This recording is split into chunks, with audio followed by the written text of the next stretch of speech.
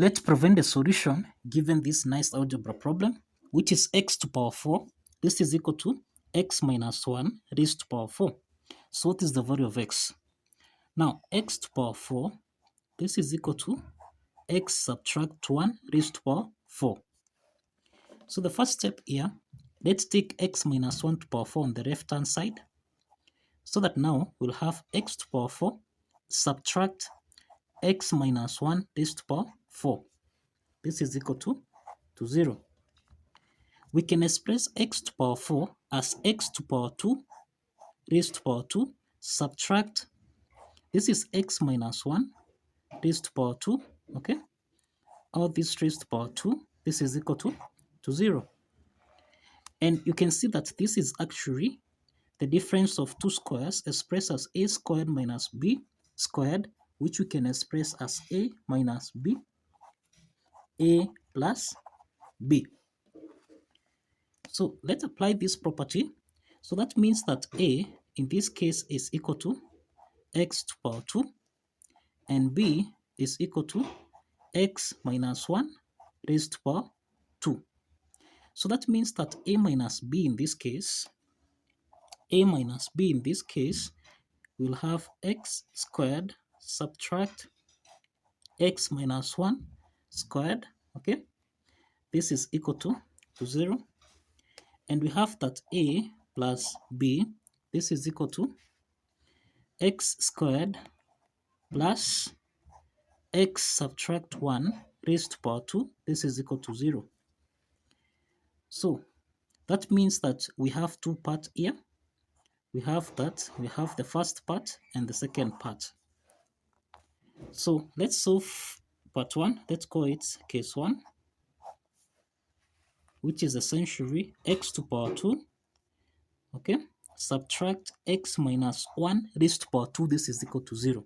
So we'll have x to power 2 subtract, now x minus 1 raised to power 2, this is in the form of a minus b raised to power 2, which we can express as a squared, okay, plus b squared subtract 2ab. Let's apply this algebraic identity so that now we'll have x squared, okay, plus 1 subtract 2x. This is equal to 0. Now here we have x squared subtract, now again here we open the bracket here, we'll have x squared. Now here we have negative times plus 1, this is negative 1. Negative times minus 2x, this is plus 2x, this is equal to 0. Now x squared minus x squared, okay, this simplifies. Then we'll have, this is basically negative 1 plus 2x, this is equal to 0. So let's take negative 1 on the right hand side, so that now we'll have 2x, this is equal to 1. Divide both sides by 2. And we have the first solution of x. I can call this one x1 as equal to a half. Okay, so this is the first solution here for case 1. So let's solve case 2. Let's solve case 2 here, which is x squared plus x minus 1 raised to power 2. Let's proceed. Now let's solve for case 2 here, which is basically x squared plus x minus 1 squared, this is equal to 0. X minus 1 squared, this is of the form a minus b squared, which we can express as a squared plus b squared minus 2ab. Applying this algebraic identity, we'll have x to power 2 plus, now here into the bracket here, we'll have x squared, okay, plus 1 subtract 2x, this is equal to 0. Now here is x to power 2 plus, now here we have x squared plus 1 subtract 2x here, this is equal to 0. Now we have x squared plus x squared, this is 2x squared, okay, subtract 2x plus 1, this is equal to 0.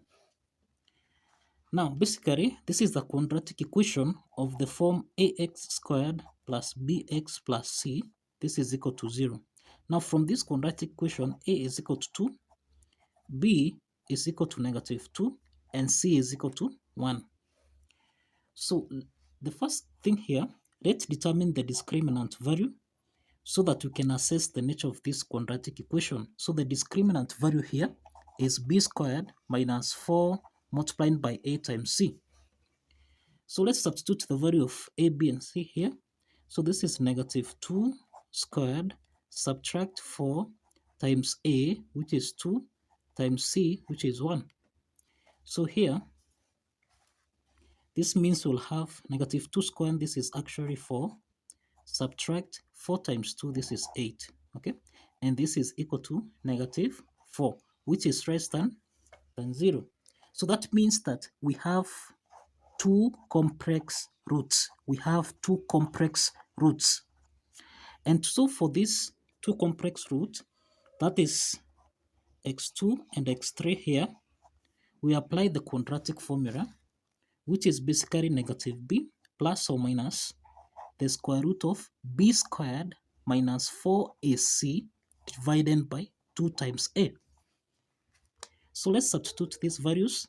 Now we have -b. b here is -2 plus or minus. Now we have the square root of b squared minus 4ac. b squared minus 4ac, this is essentially the discriminant value, which is -4. So -4 divided by 2 times a, which is 2.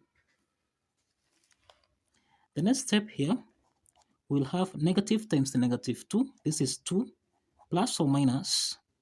Now we can express square root of -4 as 4 times -1 divided by 2 times 2, which is basically equal to 4.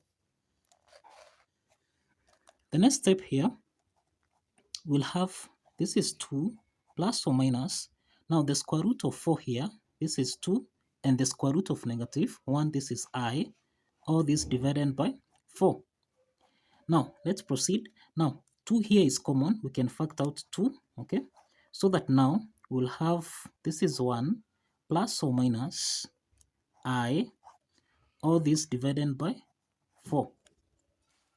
Let's simplify here by 2, 1, by 2 here is 2, so that now here we'll have the solution as, this is 1 plus or minus I, all this divided by 2. So that means that x2 is equal to 1 plus I, all this divided by 2. And x3 will be equal to 1 subtract I, all this divided by 2. So these are two complex roots. These are two complex roots. And that means that we have only one solution, which is x1. And this is basically equal to. So that means that we have three solutions.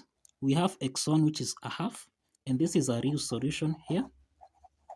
And we have x2 and x3, which are complex solutions.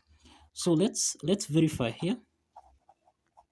Let's verify that x1, which is basically a half, actually satisfies the equation. So this one will provide us with a real solution. Now, if you recall, we end that x to power 4, this is basically equal to x minus 1 raised to power 4. So let's substitute the value of x here. So we'll have half raised to power 4. This is equal to half subtract 1, all this raised to power 4. So in this case here, this is the same thing as half raised to power 4. This is equal to a half minus 1. This is definitely negative, half. Okay? All this raised to power 4. And negative a half raised to power 4. In this case, we'll have half raised to power 4.